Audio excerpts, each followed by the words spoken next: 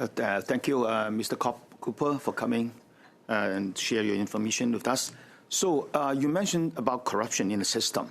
So may I ask you to elaborate further on this, such as who, where, how, what's the scale, and what has been done to address it or not? Thank you for your question. The most serious known case involved Cameron Ortis, the head of RCMP intelligence, and it can't be understated how damaging it was simply because of the level of knowledge that he had from the highest levels of our allies' intelligence in the Five Eyes. That includes the NSA, CIA, of course, Australia. And he, what we heard in court, for personal reasons, shared the intelligence plans from Washington and Canberra with the very networks involved in encryption technology using Vancouver's capacity, its infrastructure, to move drugs around the world, money launder, to command murders. So you can't underestimate how much that angered our allies. It goes further, as Mr. Ortis himself said in court. He pointed to what he said other senior levels of corruption in the RCMP in relation to, again, these transnational threat networks. And it hasn't been, widely reported, but an element of his charges could not even be heard in our courts due to national security rulings from the judge. The allegations were that Mr. Ortis was on the brink of sharing intelligence with the Chinese embassy in Ottawa. I gathered in relation to an ongoing intelligence investigation into Chinese threat networks in Canada. This was around 2019. So that case in itself, from known documents, gives us some idea of the scale and how troublesome or how damaging to our allies that case was, and that it goes further. So, Mr. Cooper, so how about cases that we don't know about? What corruption that's going on that we are still not have information?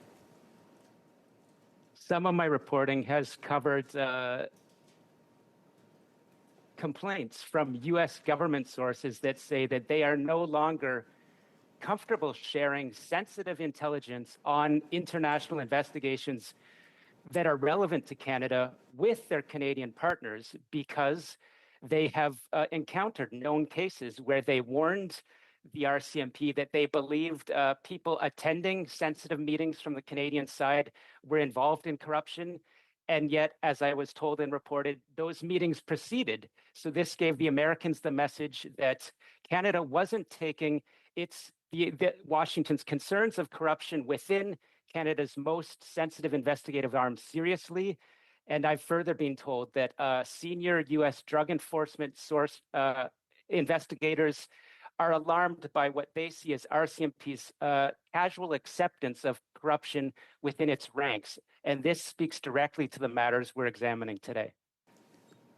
So further to my question, now, how deep and how widespread is the corruption? And, are there any ministers involved? What I can tell you is that I have been told by both Canadian,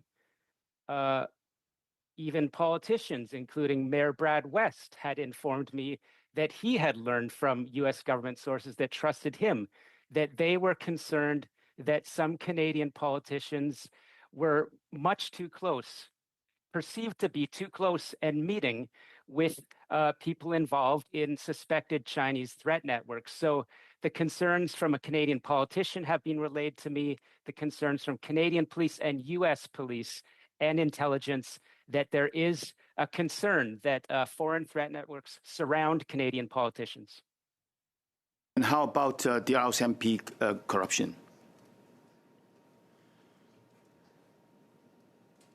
I answered this with a feeling of great gravity, but the Cameron Ortis case in itself, a convicted highest level RCMP intelligence official, that damaged, as I say, in ways we don't yet understand, our relations with allies.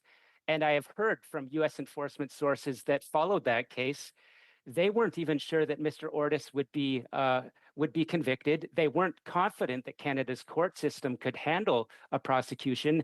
And Mr. Ortis himself in that case pointed to other high-level sources of suspected corruption within the RCMP. So I think that speaks to a deep, high, and broad concern. And another 10 seconds, Mr. Cooper. Good. Thank you. Sorry to interrupt, member. but